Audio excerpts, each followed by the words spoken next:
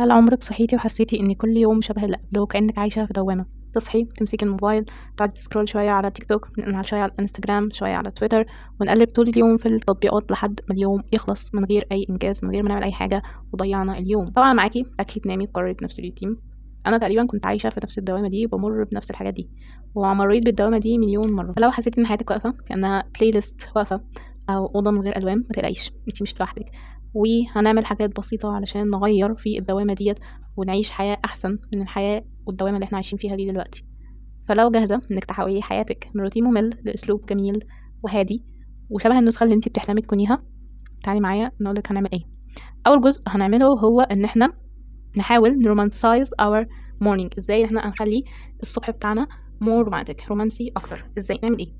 الكلام ده هيبدأ من لحظة ما تصحي. مش هقولك تصحي الساعة 5 الصبح وتعملي كل حاجة وراكي الصبح قبل ما الشمس تطلع، لا. احنا ناخد الامور ببساطة جدا. جربي تصحي بس نص ساعة بدري عن وقت ما بتصحي. يعني فرضا انت بتصحي الساعة 11، جربي تصحي 10 ونص، وهكذا لحد ما توصلي للميعاد اللي انت عاوزة تصحيه. بس بشرط ان انت تكوني خدتي كفايتك من النوم. انا عارفة ان احنا معظمنا دلوقتي في اجازة، فضروري ناخد كفايتنا من النوم ونعوض اللي حصل لنا في وقت الدراسة ده. اول حاجة اول ما تصحي ابعدي تماما عن انك تفتحي التليفون. اشربي كوبايه ميه كده، ويا ريت ميه بليمون. هتحسن بشرتنا شويه. مش قهوه، بلاش قهوه الصبح طالما احنا في اجازه.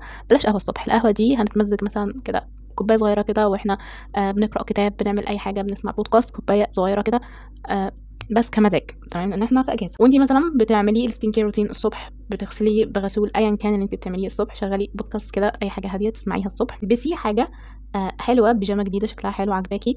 المهم ان انت تحسي بتغيير في يومك، ان انت عملتي حاجه انت بتحبيها. وطبعا مش هننسى صلاه الفجر، نصلي، نقعد نقرا ورد القران. هيبقى هتخلي يومك يعني حرفيا هتخلي فيه بركه. اولا، ثانيا هتخلي يومك كده حاسه ان انت هاديه من جوه كده وفي حاجه جميله في اليوم. الجزء الثاني، انتصارات صغيره بتساوي دافع كبير. عاوز اقول لك حاجه، انت مش كسوله، انت بس ما عندكيش التحفيز، لان الروتين ده ممل، ما فيهوش اي لمعان، ما فيهوش اي حاجه مميزه. فالحل ان احنا نعمل ايه؟ نعمل حاجه اسمها انتصارات صغيره، مايكرو وينز. زي ايه؟ زي ان انت مثلا ترتبي سريرك، ترتبي درج واحد بس في المكتب بتاعك، تعملي اي حاجه، ولعي شمعة مثلا قبل ما تشتغلي، او لو انت بتعملي اي حاجه. عارفين اللي هي الكاندل اللي هي بالريحه ديت، بتبقى حلوه قوي، بتخلي الاوضه ريحتها حلوه. البسي لبس حلو حتى لو انتي مش خارجه من البيت، عادي جدا. العقل ساعتها، عقلك هيبدا يحس بالانجاز، وده بيخلق طاقه ودفعه يعني تحفيز جميله جدا. طيب، الجزء الثالث نعمل ايه؟ روتين ال10 دقائق لما تحسي انك مش طايقه نفسك. كلنا عندنا اللحظات اللي احنا بنحس فيها ان احنا عايزين نتنينا نايمين في السرير وما نتحركش وما نعملش اي حاجه.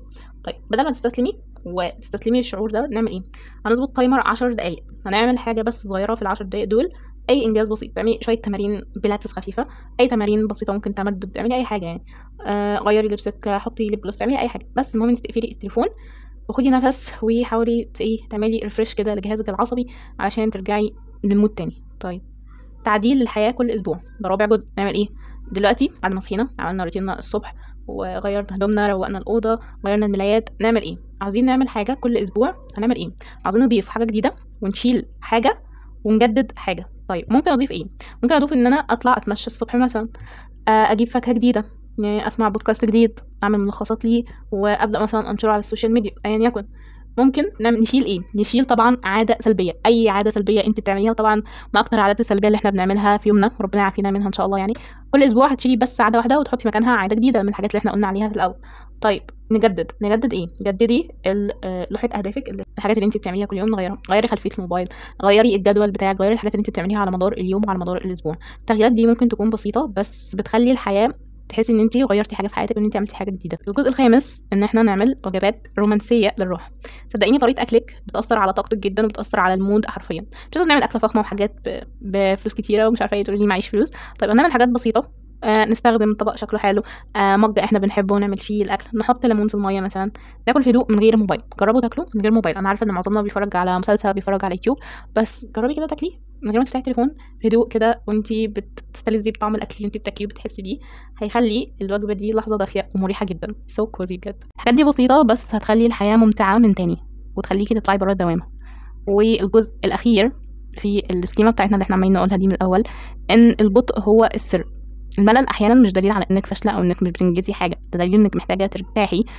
ان انت تقري كتاب تحت نور هادي، اكتبي في دفترك، اعملي كوكيز، اقعدي او اسمعي موسيقى واحلمي. مش لازم تغيري كل حاجه، بس محتاجه تحسي بحاجه مختلفه، فاهماني؟ بس وعايزين نطور حياتنا بهدوء. مش لازم بسرعه، لا، مش لازم ال3 شهور دول هعمل حاجه سوبر واو وغير حياتي 180 درجه. بالراحه، محدش بيجري ورانا.